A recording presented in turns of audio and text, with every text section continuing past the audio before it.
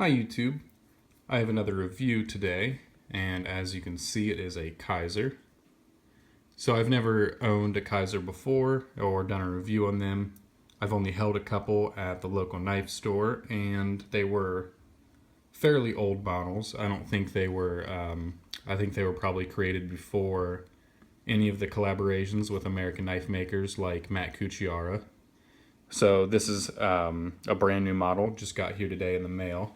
And this is my first real look at new Kizers. So here's the box, really nice and clean and cool looking. There you can see Kizer GPB1 John Gray, and blade length of 3.48 inches, model number and everything. So when you take it out of that box, you get to this different textured cardboard box. Kizer logo on it again. Nice presentation. Looks really good. It's cool to open up a knife if it's got a nice presentation. And another Kizer logo stitched into a camo pouch. So that's really cool. Place to store your knife if you want to. Little care instructions and a very big microfiber cleaning cloth. Bigger than all the ones I have at least. So let's get into the pouch that has the knife. So if you follow John Gray, who's the designer of this knife, you've probably seen this knife or the Thuck, his custom knife that looks pretty much exactly like this. He has a bunch of different models. They're all the Thuck, but they go by different numbers. There's one I think called the G7. So they kind of just have different generations that he makes. They all kind of follow this general ergonomics. They all kind of look the same. Some of them are a little different blade shapes. Some of them are chisel ground. So this is just a variation of one of those. And I think they did a really good job on it. It looks exactly like a Thuck. It's got the oversized hardware. It's got a nice sculpted tie pocket clip that works really well going in and out of the pocket. Nice and thick and beefy. Really cool hardware, so you can see flat hardware on that side and the Phillips head on that side. There you can see the Kizer logo on the blade, and well, down here you can see S35VN is the blade steel. I think it says online that it's hollow ground. It's kind of hard to tell, but yeah, I think that is hollow ground.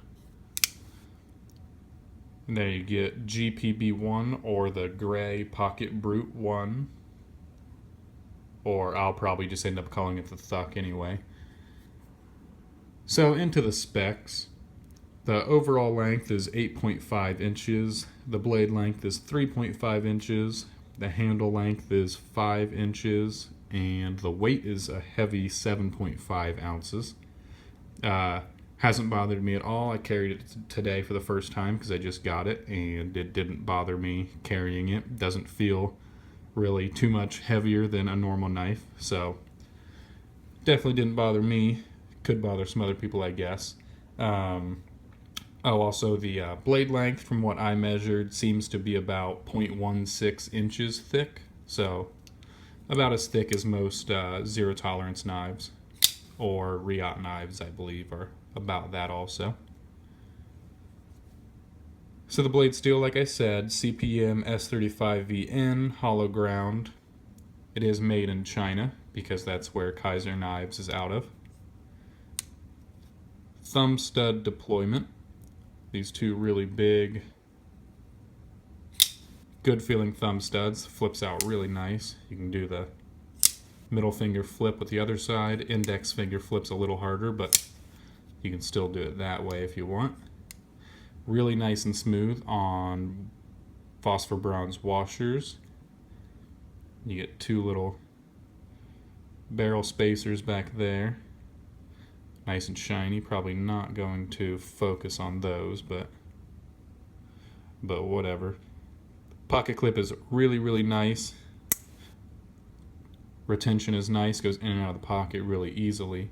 John Gray's pocket clips they're pretty long. They usually go down about half the knife or even more than half the knife, so they're really long, so they work really well. Doesn't bother me if they're big or not, I don't really care, but just as long as they work, and they do work really well.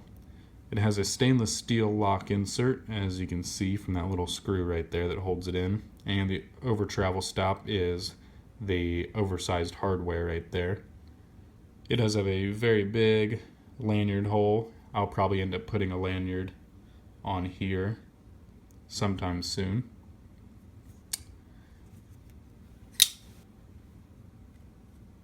So now I'll just get into a little bit of what I think about the knife.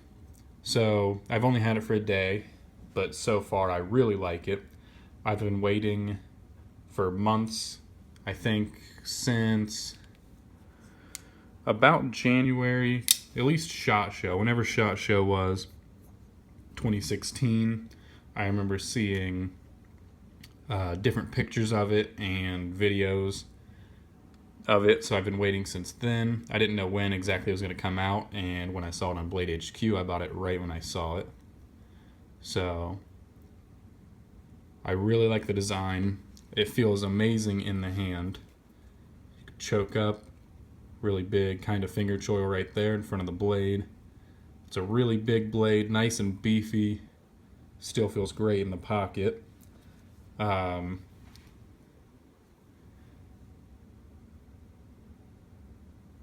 Really nicely contoured handles.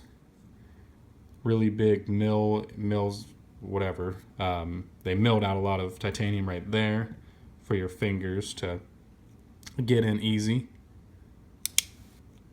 Not too hard tension on the lock bar. As you can see, it locks up a little over 50%. That's how it's been since I got it, so it hasn't changed at all. So the detent isn't super strong or anything, but you can expect that. Shit. There we go. You can expect that since it is not a flipper. And really the only bad things that I can think about this knife so far, at least from carrying it just for today and really handling it and feeling it, the corners of this pivot are a little sharp. Like they could have been knocked off a little, I guess. That's one of the only things. Trying to think anything else. Kind of the inside of these frames, not too sharp. They're not, feels like they did knock them off a little bit. If they did, it looks like they kind of blasted it a little bit. So they did do a little to it, but not like, not crazy amount of knocking off those corners. But other than just those little corners right there and the corners on the handle, everything else about this knife seems to be pretty much perfect, especially for the price range. So this was about $220. So any American knife that you'd get for $220 is either comparable to this or not as great. They can just make them cheaper over in China, I guess. And this is still quality, I think. So I have a couple knives to compare to this, mainly the Riot knives, the Hills flipper. So this is also full titanium frame lock. It was $180, so it was actually a little cheaper. But this was one of their first models, so their first models were a lot cheaper than they are now. Now the collaborations with American makers go for anywhere from $300 to $400 some dollars, so they are more expensive now. So this one was cheaper. The other ones that are brand new that are $400 are still the same exact quality as this, I'd say, because this is absolutely perfect for a full titanium kind of production knife. I haven't found anything wrong with this. So the only differences really is the detent on the Riot is stronger because it's a flipper. The detent on this, you can just feel it, and even that you can just hear it. So it is a lot lighter. but that doesn't really affect the deployment. There, you can hear that detent suck in. And another one, so for American made, the ZT0452CF. So this is a titanium frame lock also, but it has a carbon fiber scale. This one was also $220. So also really comparable. The fit and finish on this knife is perfect. I couldn't find anything wrong with it really. The only thing really wrong with it now, I'd say, is there's a big scratch all the way across the blade, but that obviously didn't come with it. So great quality for this also. Just feels like they're all in the same range. I was kind of weary about buying it because I've never really held one of the new Kizers before. I didn't know if they were going to really be able to capture what I thought the thuck would be, and if they could really capture a custom knife. And I think they did a really good job at it. So if you have a chance to get your hands on it, to just check it out or to buy it, I definitely recommend it. I think you'll definitely like it. And unless it's too big, the only thing I could think of that you wouldn't like it is if it was too big or just too heavy to carry. So if you like big, heavy, overbuilt knives, you're fine with buying from China, which I am, and I think a lot of other people still are fine with spending money on Riot knives or Reich knives or Kizer knives. So if you're fine with all that stuff, I definitely recommend checking it out.